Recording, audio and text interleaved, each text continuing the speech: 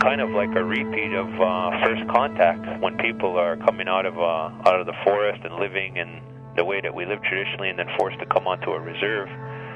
Our people experienced that all over again in the late 1950s. Our true identity and our connection to who we were on the river was just physically, we were just physically disconnected from that, and then we were kind of put in a whole new situation.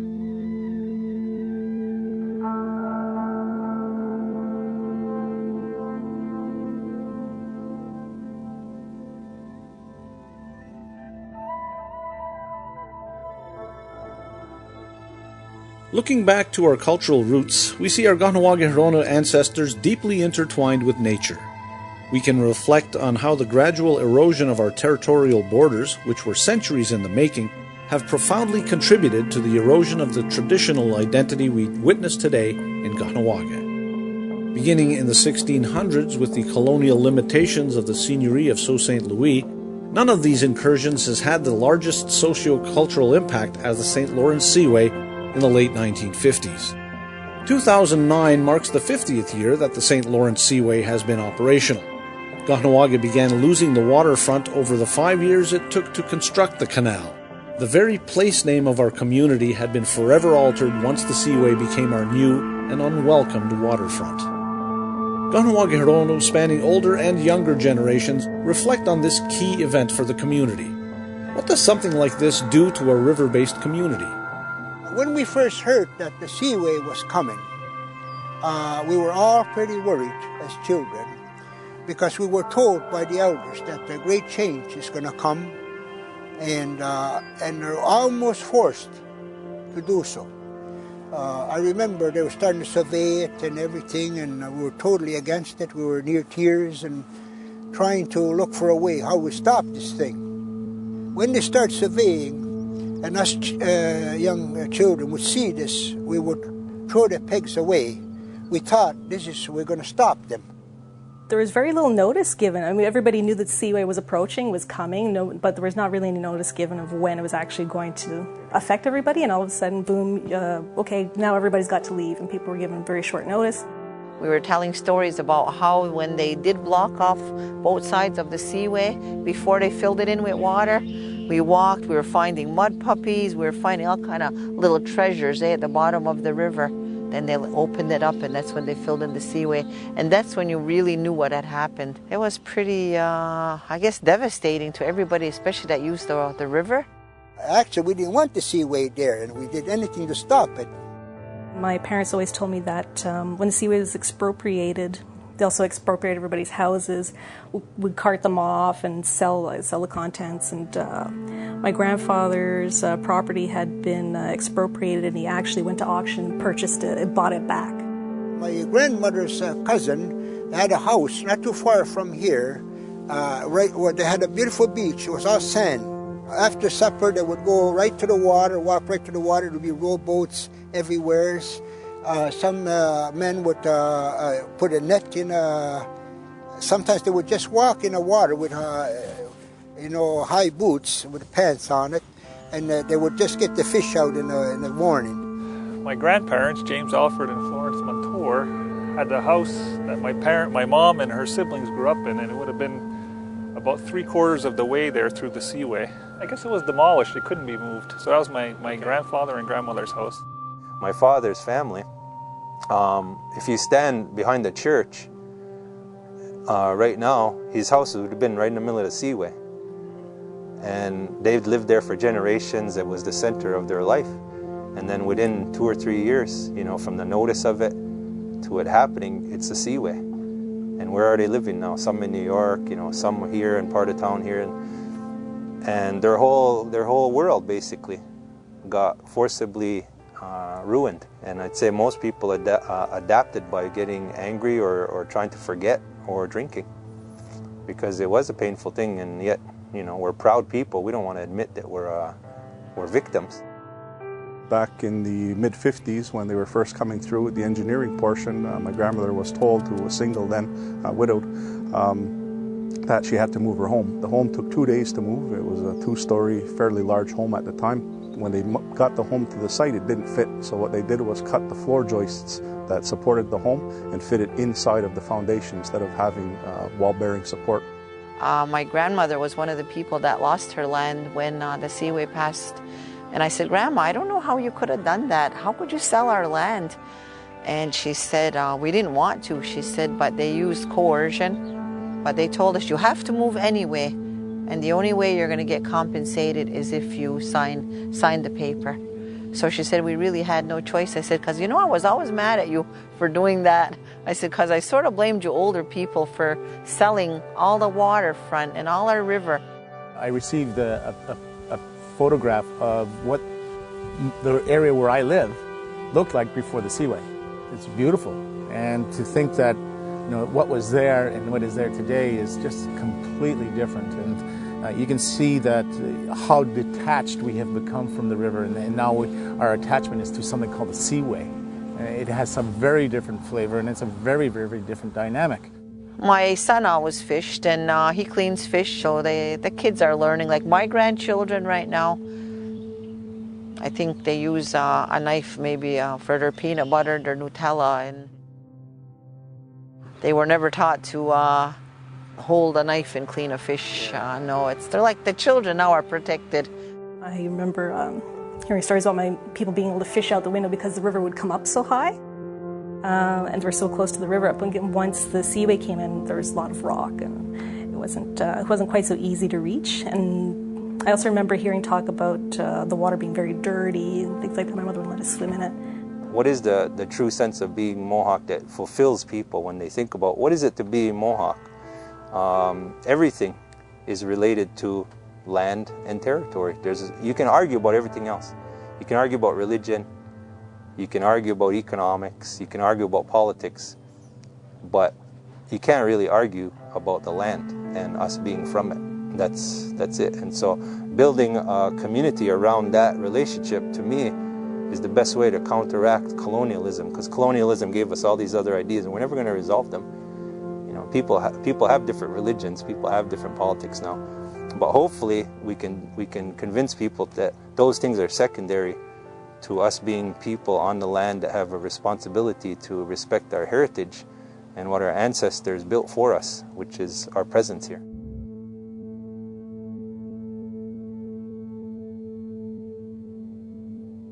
With the riverfront gone, the community's focus of water activities shifted to Onaga Bay, where countless people have taken up canoeing. When we first started paddling here, there was a weed problem. There was a small weed problem. Well, today, you can't go in here. It's choked. I mean, there's no flow of water anymore. Basically, you've got a stagnant bay by the end of the season because of the silted that has come in and the weeds that have permeated this whole area. So it's, I mean, the canoe club is here. But at the end of the day, I mean, if this chokes out to the point where it's like that in early May, well, there is no canoe club, and that's sad from my perspective. I mean, geez, I grew up here. I mean, I grew up with friends, and I grew up with other people's families and mothers and fathers and everything else and cousins. We grew up here. This area was changed significantly from when we would sit over there and look to this side, because this was 3 islands.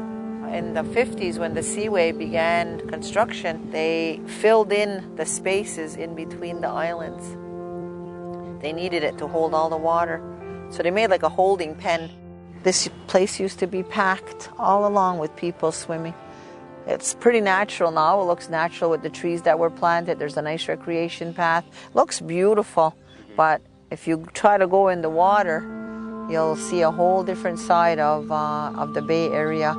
It gets so full of weeds here, I'm not sure I want my kids here. I'm not sure if I really do. And that's going to be hard. And it's not just going to be hard for me, but other parents who paddled in the early 70s and onward have had children now. Their children are here, and it's just this generation after generation that has now taken up sort of what we'll call maybe a traditional calling of the Mohawks. I mean, we spent lives in canoes.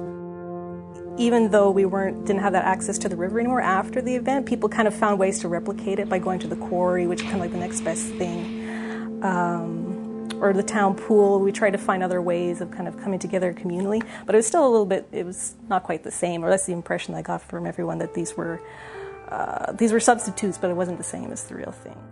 it always was kind of implied that the community got the swimming pool across from the hospital as a compensation for the Seaway. So actually I remember that being built and swimming in there very briefly, but then as you got to be an older teenager, you went and swam in the Seaway, the river. Behind the church was a very big swimming spot, which I guess it isn't now, based on water quality and just the fact that a lot of people have their own pools. The Seaway was a particularly difficult and traumatic event for the community to have that kind of loss of land and the disruption, and to have the community cut up, geographically or physically cut up in that way. And that's where I think oral history is really valuable in claims, is to give people the opportunity to talk about what the impact has been on them and how they carry that within their families.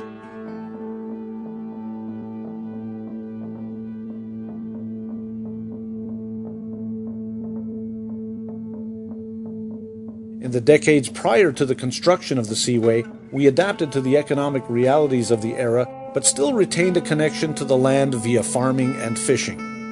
While fishing continued to a much smaller degree on the river and to an extent in the bay, the quality and even presence of certain fish diminished. Naturally, concerns surfaced about the quality of the water, the pollution, the sedimentation, all stemming from the development of the Seaway. How have younger Kahnawa'kehró, born and raised after its construction, maintained a connection to the river? Kahnawa'kehró Eric Dirt McComber is a well-known lacrosse coach and fisherman who sustains a large family while maintaining a very purposeful fishing tradition on the river with nets. The wind is with us, it's helping us, it's going to straighten us out and take us out of the current. We do use the wind and all that to our advantage. If there's none in here, because we had 16 sturgeon here yesterday. But I had set it from that way backwards without the wind. Again, that's why it's called fishing. It was called catching. Everybody be out here, eh? You can see the size of the river. One of almost the 10th largest river in the world. And my 150-foot net is not going to deplete the sturgeon, as the Quebec biologists would let the people think. Eric strongly maintains Kahnawaga's presence on the St. Lawrence River and asserting our territorial rights to fish. He's rejected government interventions to regulate his catches and has a solid understanding of the use of our territorial waters. When they were having that burned church, that's when Quebec was trying to shut me down. So there was my own personal war with Quebec here. But Burn Church had more headlines, and no one was aware of what I was doing. Or, like even today, no one really knows.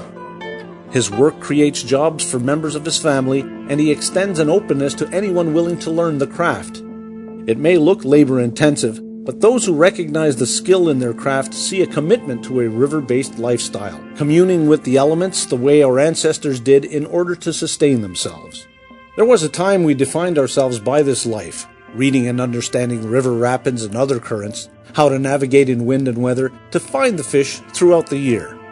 Most of our ancestors cultivated that deep understanding of who we were as Kahnawa'kehró, but the drastic loss of fishing access that came along with the Seaway has left us a skewed relationship with the water today. For boats, it's easy to get to the river via the Seaway to carry forward this tradition of net fishing. Still, its imposing structure continues to affect fishing from below the surface of the river.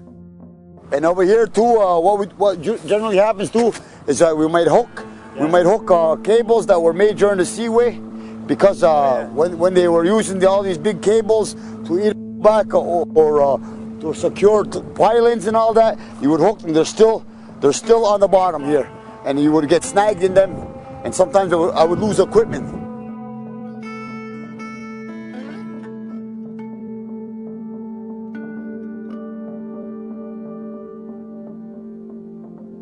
Over time, we have slowly begun drifting away from our dependence on the land and river. By the 1950s, some sought work in distant places to provide for family, while others still made a living off the river.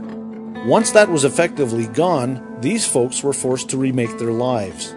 Kahnawa'kehró Stephanie Phillips said, Recurring themes in the narratives about the Seaway are contrasts between cleanliness, openness, and movements versus dirt, confinement, and stagnation. Not only was the community cut off from the flow of the river, but from the movement of people, money, sustenance, and knowledge that being in and on the river provided. Added to the feeling of loss is that of confinement. These people were taken away from their own pattern of living and put into a new pattern of living. And there's no people in the world that have been successful in adapting to that. It always leads to the kind of things that we have identified as the problems that natives suffer, like stereotypically.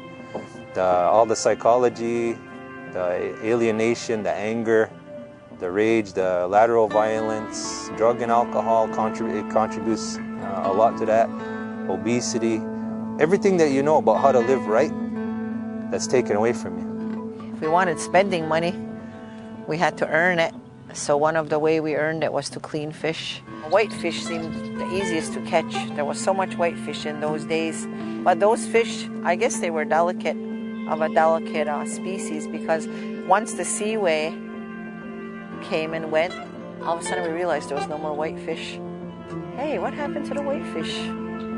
So it takes a while before you realize what you've lost. Our food changed. You know, we start eating more store-bought food, not as much fish, because all summer all we did was eat fish. My mother was, she not only helped my dad catch it, she cooked it, she cleaned it, you know, and we ate fish all the time. So maybe that's why she's still with us today. Her diet was, you know, fish. We got no medicine. Our food, we're always, we have to go somewhere for it. We're really in a bind, if you could say that, as a Wahuma people. And it's sad, really. Because for myself, where I was brought up, and in my father's days, and I seen a lot of it, that we were completely dependent on ourselves. We had medicines, we had medicine people, we had so many things. People knew the food they could get from the ground, the natural ways. As a wild, because the wild, they call it Sawiera. Sawiera is nature.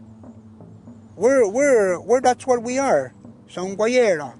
So all these limitations that that have been put on us, I think the problem comes when we define ourselves by those, not just accommodate them as realities that we have to accommodate, because they are realities. The Indian acts are real.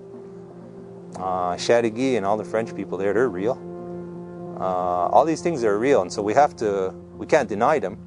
But when we start defining ourselves and say, well, we're Aboriginal people because the law says that we are, our territory is the reserve, my rights are that little red card, and you forget about it, that it's not just an imposition that we have to deal with, that it's actually, you start thinking about it as your self-definition, which unfortunately I think a lot of people are doing, then that's a big problem.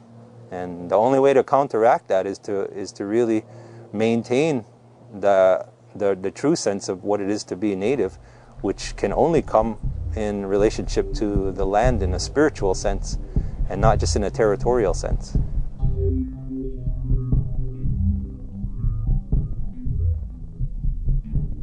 Adaptation is a well-known Haudenosaunee trait, but the quick severance from the river shows the enormous strain on our psyche as a community.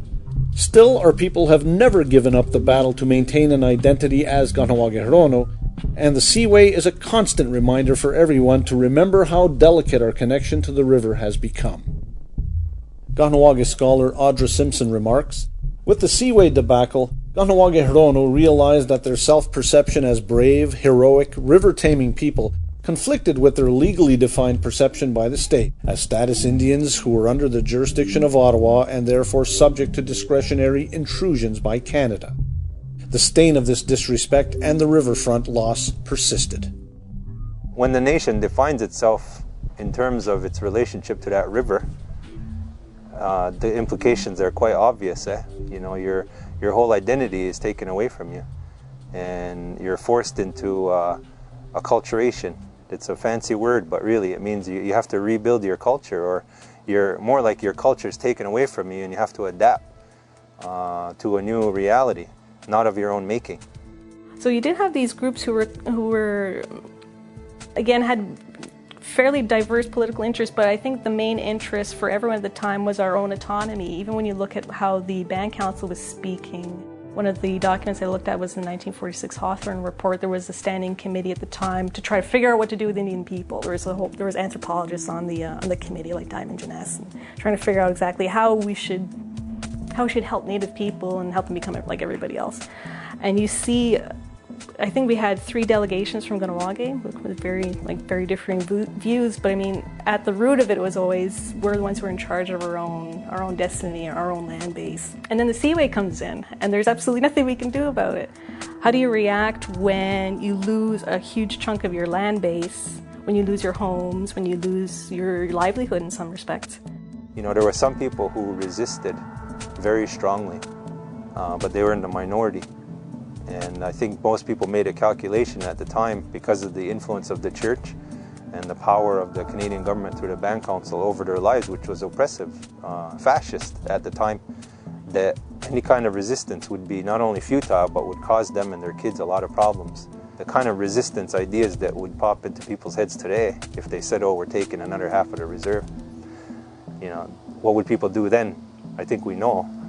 But back then, that just wasn't an option, because psychologically and politically, it wasn't within the parameters of action. Like, it's not something you could think about doing. When the Seaway passed, the community made a stand more against government agencies and private corporations, that we wouldn't give another inch of land to anyone. After that, you start seeing our reaction to whatever we perceive as an encroachment or an infringement as taking us a much more dramatic, forceful approach, which is basically how we've dealt with things ever since. The Oka crisis is a perfect example of that. And during the Oka crisis, you'd hear people saying, like, they did this with the Seaway, it's not going to happen again, like not for a golf course, this isn't going to happen again. If the Seaway were to pass today for the first time in this century, I don't believe the community would stand for it or allow it. I think if the Seaway were looking to do something like that today, it would cause, obviously great problems for us internally and emotionally. It would be such a confrontation between Kahnawake and the federal government or the Seaway or anybody else who would look to do it. It would create another point in time where I think that people would stand up and notice what Kahnawake is for. If you think about the economic benefits that Canada and the United States and all the urban areas along the Great Lakes and all of the economic development that occurred in the past 50 years as a result of the Seaway, it's staggering if you think how little the community got in return for having to exchange land, or not even exchange, having our land taken away that was then used for so much economic gain. You know, if you look at things like the Panama Canal, there are significant charges to go through there. The St. Lawrence Seaway system and the Welland Canal system down between Lake Ontario and Lake Erie, they have charges, but the community of Kahnawake, I don't think we really benefit from those. We haven't really benefited, and it's 50 years now. And actually, Akwesasne would be potentially could argue that they don't have a benefit of it either. The other thing is replacement lands. We're talking about the seigneurie and we're talking about lands, and it was one of the disappointments for me. I worked on it for years, and then I did a few years ago the first survey they did on what people thought we should do with the seigneurie. The talk about economic benefit or sort of lands for retail space and all that kind of stuff. I understand economics. I know it's necessary in order to survive as a people and as a community, but to really only talk about that is a sign that we have lost touch with our roots and the necessities for survival, not only economically but in all senses of the word, because we do need to find replacement lands for people to practice not only Mohawk culture, but just that natural way of being a human. We think that this is normal, Montreal and Chateauguay and Brossard. We think that's normal. It's not normal. That's really a sick way of living, and we've accommodated it because we have to. But we shouldn't idealize it as the norm. We should have a better way of building our life. We are the last line of the people that really grew up in this way. Now here, the young people, they're not growing up that way. So it's very, very important to keep our Wehuanness, because there's a lot of words now that we don't use anymore. Take like the words of the waters, work that men used to do and women at the water side. We don't use it anymore.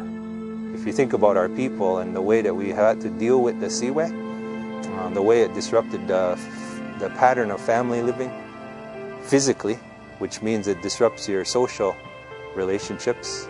Culturally, it affected the language, loss of language.